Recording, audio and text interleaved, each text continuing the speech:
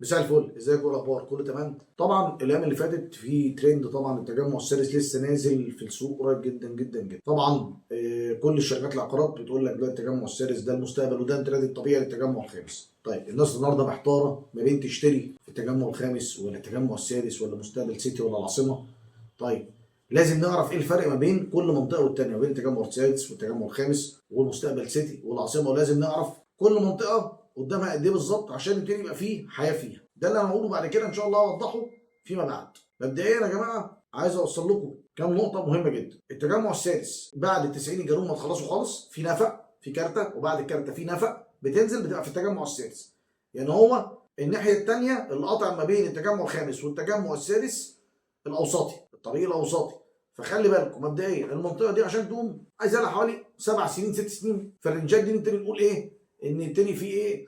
انشاءات، وفي ابتدت ناس هتبتدي تروح. ركزوا في الكلام ده. كانفست طبعا انفست محترم جدا، ده امتداد يعتبر التجمع، لان امتداد التجمع بعد كده العاصمه ومستقبل سيتي والتجمع السادس. فمبدئيا اللي عايز يفكر النهارده بيستثمر في حاجه فرصه لقدام شويه، مش دلوقتي، هو لونج تيرم، استثمار على المدى الطويل يقدر يخش فيها بس كمان شويه.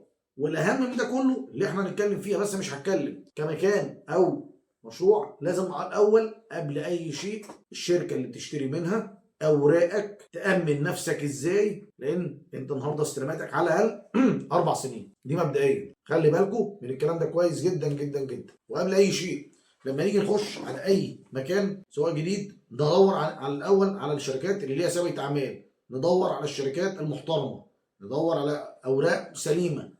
وخلي بالكم اهم من اي شيء الورق. قبل ما تحط فلوسك في عقار، الورق الاول، ورقك ثم ورقك ثم ورقك، عشان كل اللي بيشتري عقار على عماه كده من غير ما يبقى عارف ماضي على ايه بيقع في مشاكل كارثيه. ثانيا حجم اعمال الشركه عامل ازاي اللي انت هتشتري منها. تمام؟ دي مبدئيا. تمام؟ فخلي بالكم من النقطه دي كويس جدا جدا جدا. وانت بتشتري في التجمع السادس او التجمع الخامس او مستقبل سيتي، لو انت مش عارف بتشتري مع مطور عامل ازاي ما تشتريش. لو انت مش معاك حد قانوني فاهم عقارات وفاهم ورق قانوني ما تشتريش ولا تحط ايدك. خلي بالكم الكلام ده كويس جدا جدا، عشان دي المشاكل اللي دايما بتجيلي. وانت ماضي على العقد انت عارف ايه كل كلمه في العقد بتقول ايه، عشان ما تتفاجئش. وده النصيحه الاهم، لازم معاك محامي متخصص في العقارات، متخصص. وده كان اول جزء ان شاء الله، لغايه ما ان شاء الله نعمل فيديو كده نتكلم فيه على التجمع الثالث باستفاضه اكتر. شكرا.